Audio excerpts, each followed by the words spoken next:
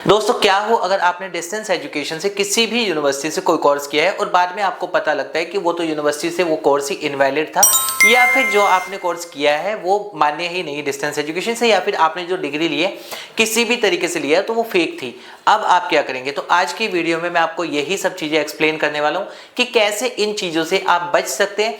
होता क्या है कि बेसिकली एक चीज होती है कि मैं पढ़ रहा हूँ यूनिवर्सिटी में, जो यूनिवर्सिटी है, अगर एक एग्जांपल लेते हैं कि पंजाब की, मैं रहता हूँ दिल्ली में, तो एक हमेशा डाउट रहता है डिस्टेंस एजुकेशन से मैं ये कर सकता हूँ, इसके लिए मेरे पास पूरे राइट्स हैं, लेकिन उस यूनिवर्सिटी के बारे में अगर मैंने ज़्यादा चीज़ें पढ़ी ही नहीं है तो मुझे नहीं पता कि मैं 3 साल देने के बाद भी जब जॉब के लिए जाऊंगा तो कहाँ, अगर वो लास्ट में मेरे को पता लगता है कि मेरा 3 साल खराब हो गया तो वो मेरा क्या होगा।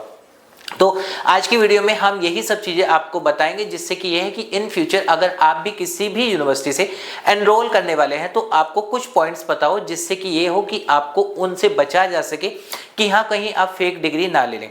और होता भी यह है कि कुछ क्वेश्चन, एक बहुत कॉमन सा क्वेश्चन है, सर मैंने XYZ किसी यूनिवर्सिटी से अपना ग्रेजुएशन किया था, बाद में मेरी जो डिटेल्स हैं वो ऑनलाइन भी आते हैं, यूनिवर्सिटी के पोर्टल पर शो होती है। मैं यूनिवर्सिटी गया, यूनिवर्सिटी जाने के बाद मैंने वहाँ से माइग्रेशन लिया, मैंने बोनाफाइड लिया है, मैंने अपनी डिग्री लिया, यूनिवर्सिटी ने मुझे सब चीज़ें दी है। उसके बाद क्या मेरे ये सब वैलिड है? क्या मैं सरकारी जॉब के लिए अब अप्लाई कर सकता हूँ? मेरा डॉक्यूमेंट वेरिफिकेशन है तो कहीं मुझे दिक्कत तो नहीं होगी? ऐसा क्वेश्चन आप बहुत सारे लोग हमेशा करते हैं। इवन कॉल आती है कि मेरा सर डॉक्यूमेंट वेरिफिकेशन है तो क्या मैं इस यूनिवर्सिटी की मार्कशीट को वहाँ पर लगा दूँ?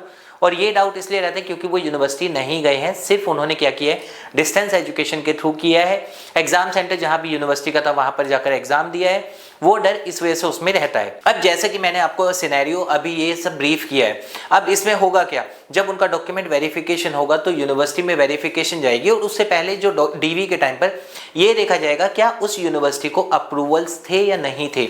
जो भी कोर्स आप करके जा रहे हैं, एक एग्जाम्पल लेते हैं बीए के अंदर भी बहुत सारे सब्जेक्ट्स होते हैं, सब्जेक्ट्स के अकॉर्डिंग भी वहां पर ब्रीफ होता है कि इस यूनिवर्सिटी को बीए में कौन कौन से सब्जेक्ट्स ये करवा सकती है।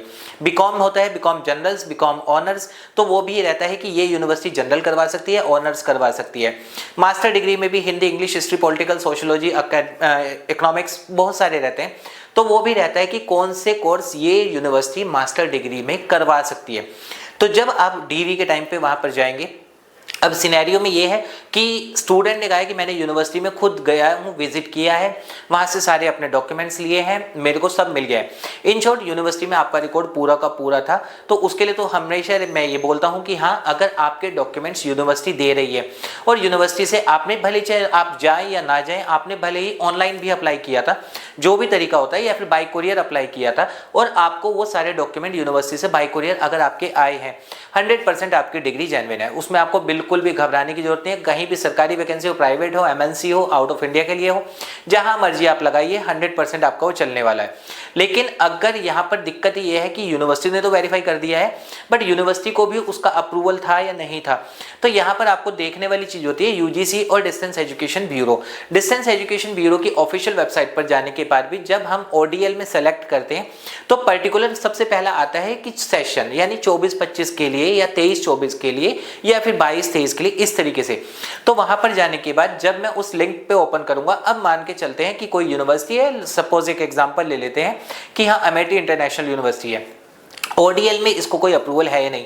अगर वहां पर अमेठी यूनिवर्सिटी का नाम आ रहा है तो यूनिवर्सिटी को अप्रूवल है, अगर वहां पर यूनिवर्सिटी का नाम नहीं आ रहा है तो यूनिवर्सिटी को कोई अप्रूवल नहीं है।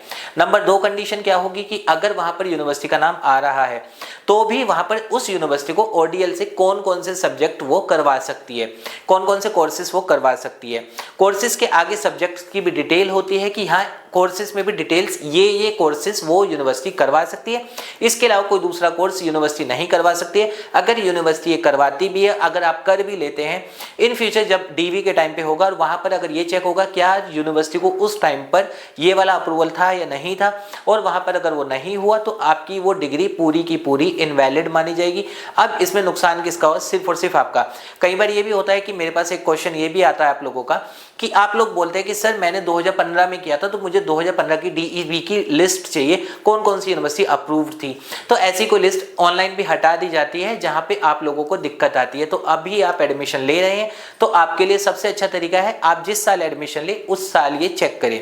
अब ये क्या है कि इसमें एक और चीज भी है कि या तो आप डिस्टेंस से कोई कोर्स कर रहे हैं या कर चुके हैं या फिर करने वाले हैं।